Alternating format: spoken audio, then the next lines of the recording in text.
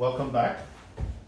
So we're going to continue number theory, and this is going to be the last class this semester. So we're going to do number theory 4. So in the morning, or in the first session, we are going to solve linear congruences.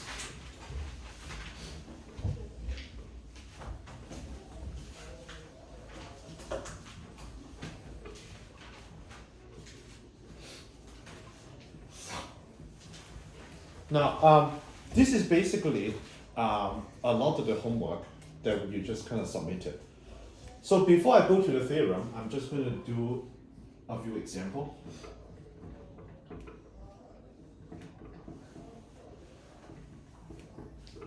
And the reason to do this example is to answer a question: what does a solution mean?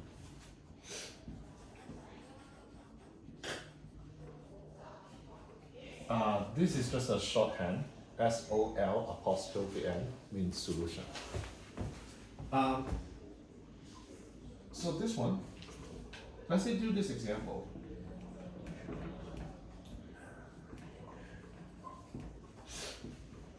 How do I solve this? William? You find a value of x that if you multiply 3 by x and then you subtract 1 is divisible by 10. In this case, how do I do it? So that was the general approach, but how do I do this? So you could do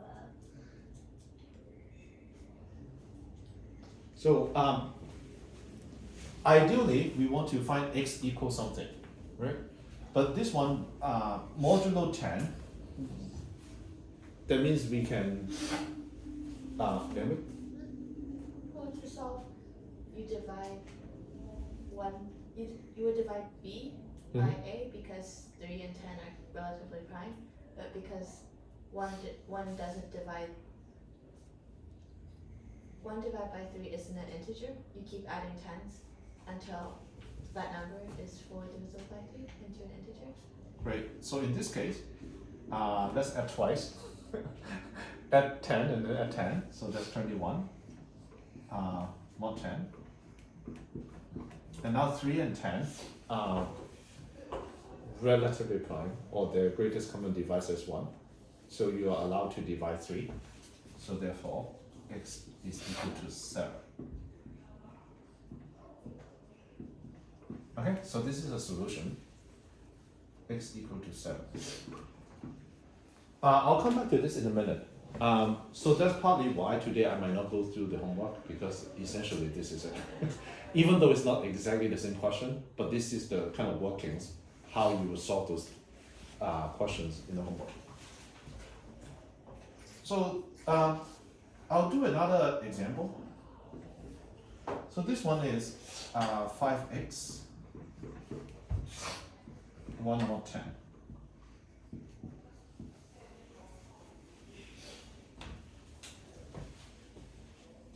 So this one, if you use the same approach, you add 10 to the right hand side until it is divisible by 5. It won't work. Okay? The reason I say it is 5 times, if I try 1 into here, 5 times 1 is 5, and modulo 10 is also equal to 5, and is not equal to 1, modulo 10. So we want to try what x is, and then if you try it, x is equal to 2, 3, 4, 5, 6, 7, 8, 9, and then once you get 10, after that 11, and then it will repeat itself. By repeat itself, what I mean is, we're talking about modulo 10, right? Take a step back. What I'm saying is, if you multiply 5 by a number divisible by 10, what is the remainder? So when it is modulo by 10, there's a lot simpler way of saying it is, what is the unit digit? I want to take a pause here. How does everyone feel so far? When I say modulo 10, basically it is the unit digit. Did I lose anyone?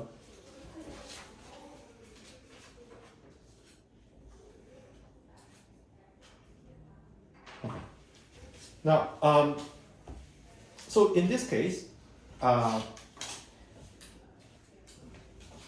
the answer is basically this one has no solution.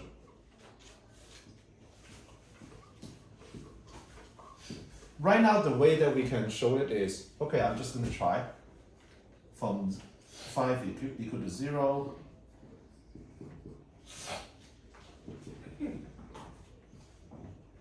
Zero doesn't work, 1 doesn't work, 2 doesn't work, and then all the way until 9, it doesn't work. But then when we get to 10, you basically say that, well, 10 is basically repeating 5, repeating 0, 11 is repeating 1, because we are considering modulo 10. Okay. So let me just take a pause here. Again, want to emphasize modulo 10 is finding the unit digit. So that means modulo 100 is going to find the last 2 digits. So those are the kind of modulo that is particularly useful because, I don't know, math tournament or IQ puzzles, sometimes those questions come up. Now, let's take a step back. When we say find a solution, or when we say kind of solve for x, what does it mean?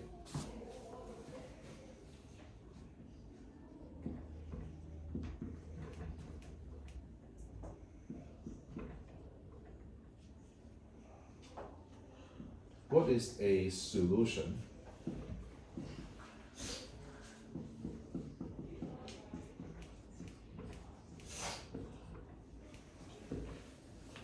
Now, the reason I say that is, if you look at this question, we basically just solve it, right? X equal to 7.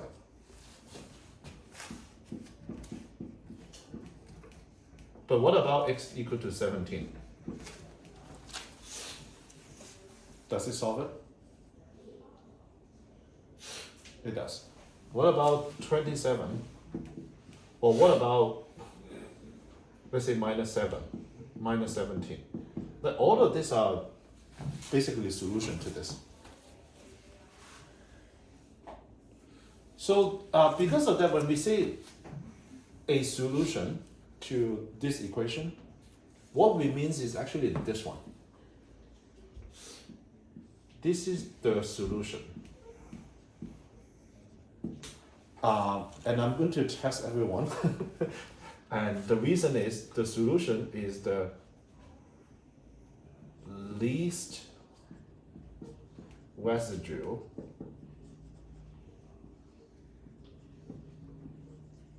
modulo n. Does anyone remember what does least residue mean? Yeah? Smallest remainder? Yes, smaller, but in the sense that it's still positive. Oh. So it's basically the remainder when you divide by 10. So because we are always talking about, let's say when we talk about modulo 10, then that means the solution, the least residue has to be greater than 0 and then less than 10, or in general, the solution has to be greater than or equal to 0, but then less than n. Okay? So when we kind of do kind of linear congruence, when we talk about solution, we don't kind of specify it. It is assumed that everyone understood this is one solution. Okay? In this case, there's no solution. So let's do another one, another example.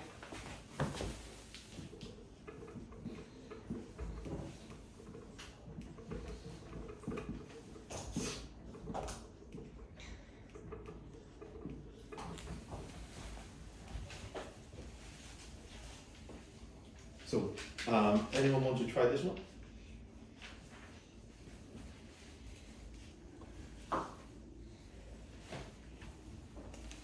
roughly? Since the 2 and 6 aren't relatively prime, we divide them by 2. Get x equals 2 1 to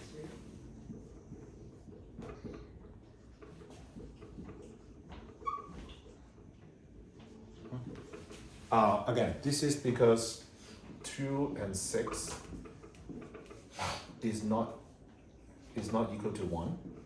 So therefore, one of the modulo trick or modulo arithmetic trick that we have is we need to also divide this by the value. So it's 2. So again, 2 times 2 equal to 4 modulo 6. So that's good. Now, I would ask you this. So x equal to 2 is a solution. But is this the only one? Really? No. Which one? What else? There's one more.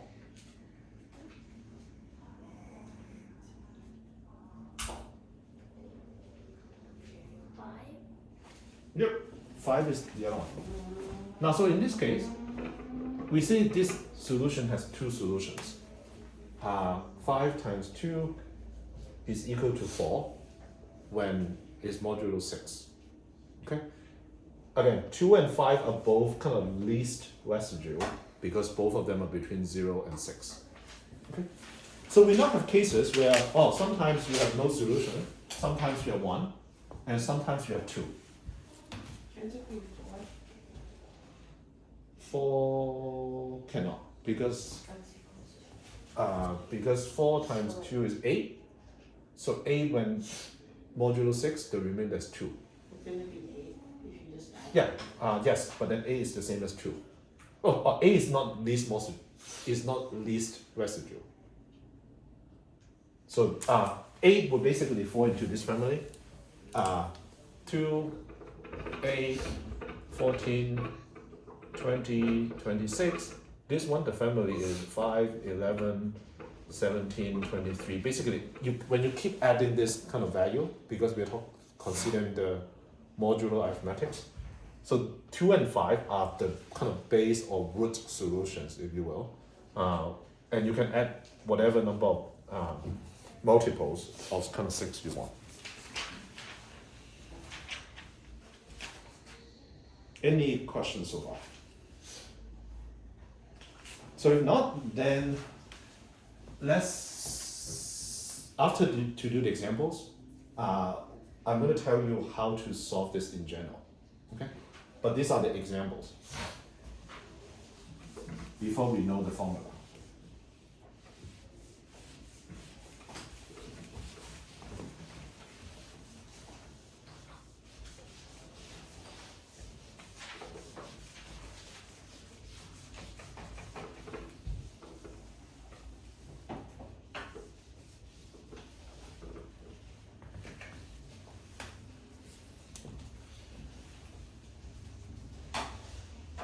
So this part, 4.1.2, is the formula for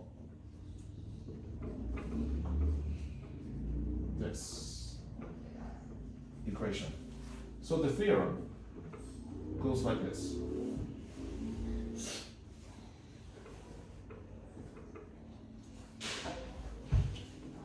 If A and M, the greatest common divisor does not divide B, then this has no solution.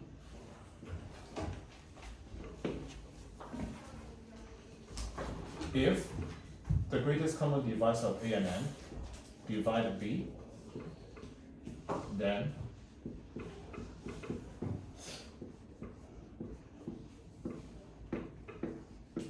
has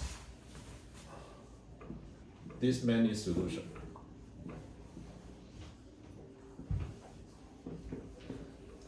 So again, the second part is if the greatest common divisor of A and M can divide B. Let's say in the last example we have, if you remember, was it 2 and 6? The greatest common divisor of 2 and 6 is 2. So 2 can divide 4 on the right hand side, and that's why that equation has 2 solutions. So this was 2 in the example that we just had. Okay. Now let's apply this to more examples.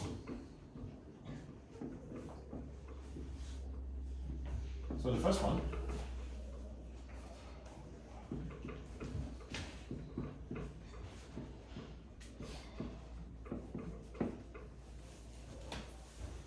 Now, because it is modulo 10, he's kind of asking the question is, can you get the unit digit of 1 when you multiply 7? Is any multiple of 7 have the unit digit of 1? You probably can tell us the answer right away, okay? But let's try to apply this as a toy example. So in this case, 7 and 10 is equal to 1, and it clearly can divide b, in this case, which is 1. Sorry, divides 1. So it has one solution. Because in this case, the greatest common divisor of 7 and 10 happen to be 1. Okay? So let's find it. This one is artificially simple and the same as the very first example we look at. Again, modulo math, given you've done the homework, you now should know that we have a lot of trick. Like what Naomi and William said, we can basically keep adding 10 on the right hand side until it is divisible by 7. How many times should I add 10 to the right hand side? Yep. So let's add 10 twice, and it becomes this. And now we can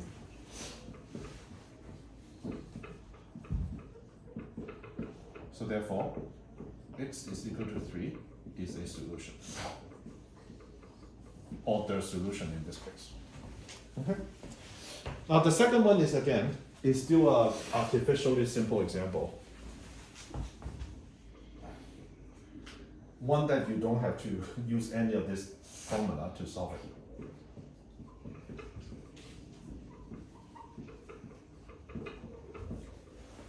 Okay. So in this case, can someone tell me what is the A in this question? Olivia? What is M?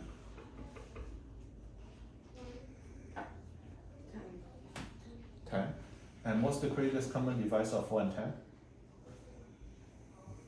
2. True. Does 2 divide B? What is B in this case? 1. 1. Does T divide 1? No? Okay. So therefore no solution. Okay. Now, I totally recognize this example is fake. We're asking something pretty stupid. Like, does any multiple of 4 have a unit digit of 1? Okay. But this is to illustrate how to use this formula. Now, what? Number C. Can I get number C? Number C? Where's number C? Oh yeah. Now, to show that this actually formula can be useful when we solve a real problem, so I'm not making the numbers complicated, but I just take away the intuition you have of modulo 10. Okay, modulo 10 everyone knows unit digit. But when you say C, you mean continue A, B, and then C, right? Okay. No, with the C we did earlier. Oh, well, let's do a new C. Now, this one, I'll give everyone a minute, okay? Because these two, I think you can probably stare at it for a minute and then you'll have the answer. For this one, if you don't have the formula, you just kind of stare at this. How do you solve this? And how many solutions do you have? Without using the formula.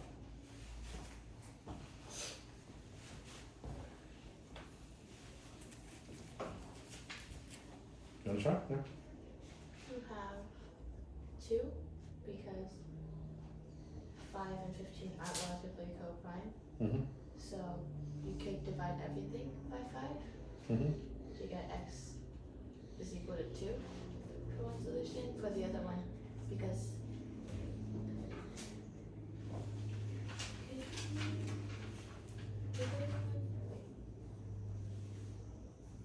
the other one, could you add 15 and then divide by 5? Or can you just divide by 2 already? So the first, I get the first part. The first one is 2. Can you say again, if after you got 2, and you said it can also be 2 plus something. What is that something? 3. Hmm? 3. 3? Okay. Cool. Now, these two are solution because this is 10. 5 times 5 is 25. And then 25 and 10 has the same remainder when divide by 15. Okay? My question earlier, could you like simplify that to x equals 2 minus 3? You mean this one? Yes. Okay. So say it again. How do you want to simplify this? X equals 2 mod 3. Okay. Now this is applying the formula about 5 divided by 5, but because 5 and 15 are not coprime, so are not relatively prime, so therefore you need to divide it 15 by 5, so it becomes 3. So this equation has 2 solutions, right? Like as we found up there. Which 2? 2 and 5. This has 2 solutions? Yeah. This equation has only one solution, x equal to 2. 5 is no longer kind of least residue because 5 is no longer between 3 and 0. If you're talking about this one has only one solution, x equal to 2. Oh, okay, that was my point. But does x equal to 5 mod 15 work? Yes, yes. Now, what I try to make a point is two separate points. The first point is this example that we've done so far in your homework and also so far, like those are artificially simple example so that before you even know the formula, you know how to solve it, okay? But on this one, I didn't really make the numbers particularly complicated. 5, 10, and 15. I didn't trick you with 173 or 155, right? But you already kind of lose your intuition. So that's why you need to apply this formula. So what is A in this equation? 5. What is M? 15. What is the greatest common divisor of 5 and 15? 5. So how many solutions does this equation have? 5. So we found 2. We found 2 so far. So the way to solve it is, I think this is actually probably the first step. You find what I call the root solution, or you basically divide it so that the new A and M has greatest common divisor 1. Okay, so that you basically simplify the equation. And then once you find the solution 2 here, the way to solve it is you basically keep adding 3. The new modulo, 5, 8, 11, and 14. And these are basically your solution to the original equation. So let's try the biggest one. What is 5 times 14? Really? 70. 70, yeah. So 70 and 10 are the same because both 70 and 10, when we divide by 15, the remainder is 10. Okay. So I want you to get a show of sign. How does everyone feel about this part so far? Okay. So let's then go to the last part of the first section. So this part, the next part, well, let me put it this way. This is so far the first 2 sections, 4.1.1 and 4.1.2, is what you will need to know in order to do the homework. Okay? But 4.1.3 is something a little bit deeper. Does this kind of look something similar to you? Have you seen a formula like this before?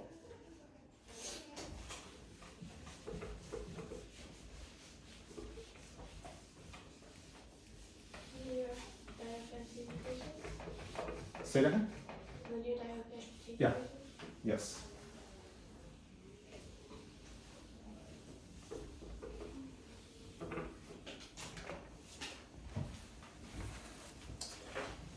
So the last kind of section is this. Try to bring it all back together. Are these two related?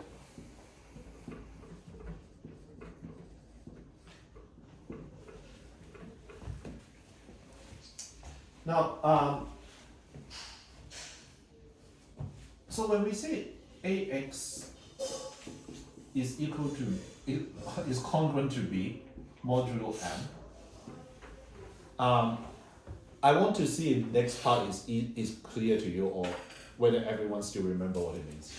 When we say modulo M, the definition of it is actually M can divide the left hand side minus the right hand side.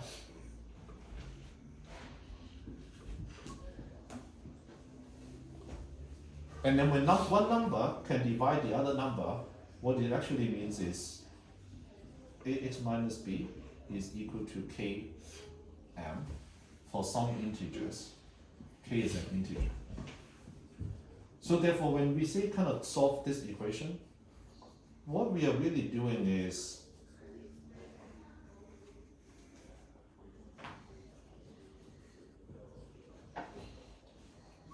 find A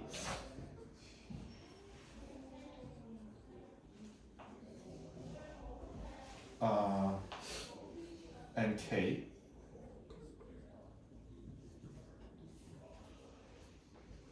so that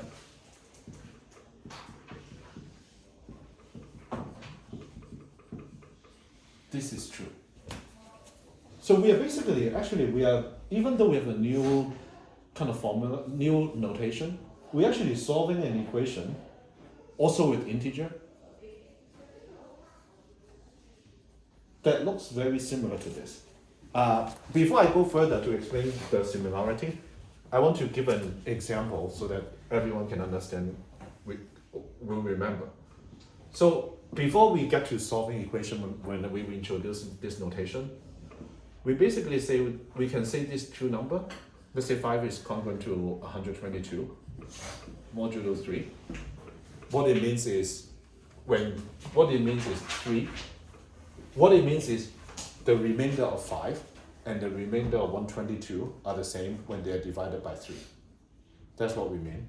So it basically means 3 is divisible by 5 minus 122. Okay? And it basically also means 3 times 39 is equal to 5 minus 122. And the way to find it is basically 5 minus 122 is minus 117. And we try to divide by 3. And therefore you got minus 39. This is how you get the 39. Okay? So therefore, when we say two numbers congruent to each other modulo a number, this is what it means. Okay, this is before we even try to solve equation. When we introduce the notation, this is how we explain the solution. So if you go back to this, and then now when you compare with ax plus by is equal to c. Okay. So in this kind of new formula that we just learned, we keep talking about whether a and m is divisible by b, can divide b or not.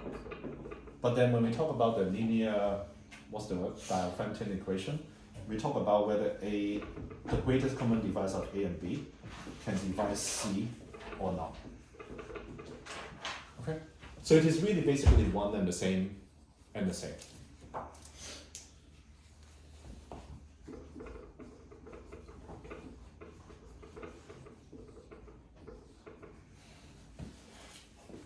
Now to end the first half of the class, I would go back to an example from the previous homework.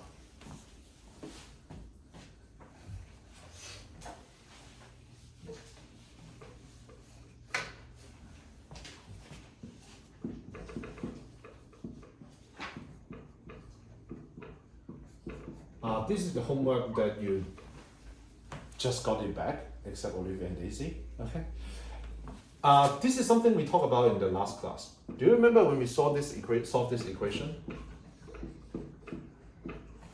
We need to find an x and y initial solution before we kind of add the plus 19t minus 17t. And I think last class I already explained, like if I'm doing it for real, I wouldn't be trying it. But when I try it, I basically spend a lot of time. Actually, so I missed the y. Yeah. Okay. So I don't know how much time the three of you kind of spend before you find the solution. But now, the way to think about it is when you solve this equation, remember we're trying to find the initial solution. And the way to find the initial solution is either you put 1 to the 0, whatnot. But then a more general way to solve it is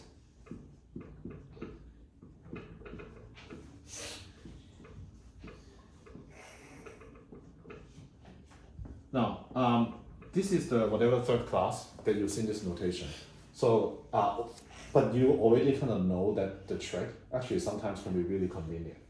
So for example, this one, so 17x, I can immediately make it to be minus 2x because I can subtract 19x on the left hand side. On the right hand side, what can I do? I can subtract 19 as well.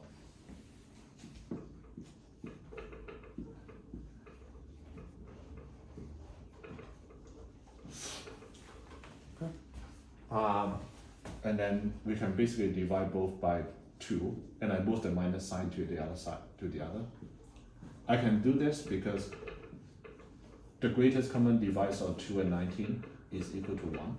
So therefore x is equal to minus 2. Now, once you get x is equal to minus 2, you put it back, then finding y is trivial. You're just doing a simple division. So this is how the linear congruence is actually related or even pretty much the same as this one. Any questions?